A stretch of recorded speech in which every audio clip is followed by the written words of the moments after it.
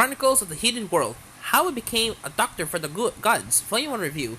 I haven't read any light novels in a while, and I thought Chronicles of the Hidden World would be a great title for me to get back into them, as the blur gave off Inuyasha vibes. Yai is, or better, was a Japanese woman who died and was reborn in a fantasy world with the memory of her past life. Izumo, the country in which she was reborn, reminds her of feudal Japan. Although there are monsters and gods and things with forgotten names, you get what I mean with this in a bit. Yai doesn't know if she's lucky or unlucky to remember her past life, but since she was found, she has been living with the village chief and follows his orders. Even when he orders her to get married to a member of her neighboring village, Yai doesn't object.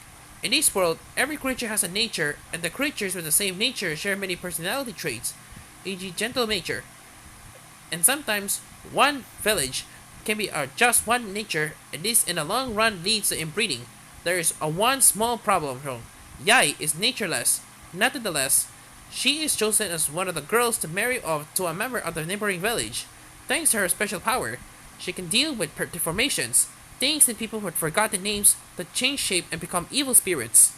Yai is immune to deformation, thanks to remembering her past life, while growing up, and is also able to name things on their way to become deformed, but before they reach the breaking point for deformation. On the way to the new village, her caravan is attacked by deformations, and she gets thrown to the monsters as bait while they escape. Yai doesn't have any options but to run, and thankfully, she encounters a seal god with an almost forgotten name, Arai. It has his help in defeating the monsters. In exchange, Yai has to help him in saving his brother Sui from deformation. Yai accepts because what other choice does she have? And so, Yai, Arai, and Sui's journey begins. Do you see now when I mentioned the Inuyasha vibes? I thought the plot was very tempting, but unfortunately, I didn't like the execution. Let's start by talking about this new fantasy world. Yai is a 14 to 15-year-old girl who is going to be married off. Hello, child marriage. But she just accepts it anyway. She's been used and abused by the villagers all her life.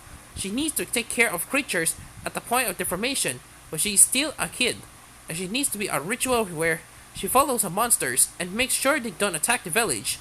Moreover, she accepts everything thrown at her because she feels like she needs to repay the village chief who took care of her when she was reborn in this world.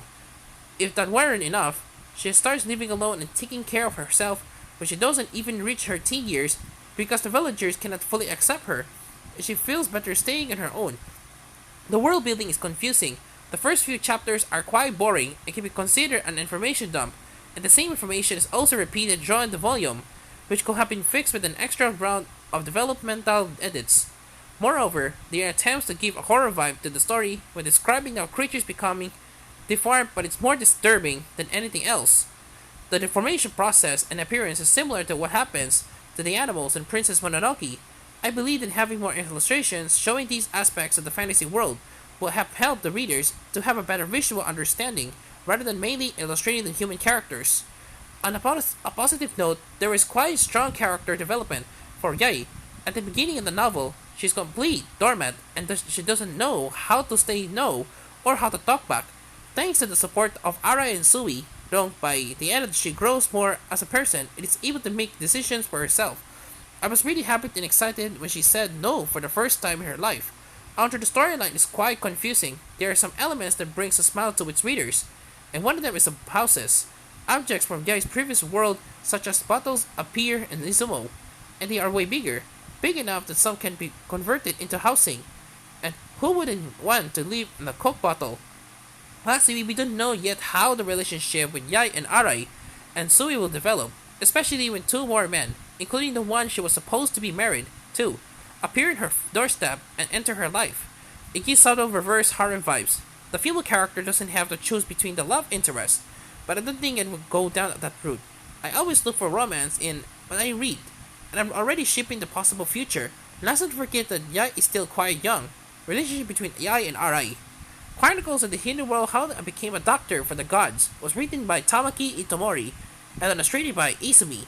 The English translation was done by Luke Houghton and is published by Yen Press. No dates yet being announced for Volume 2. 4 out of 10.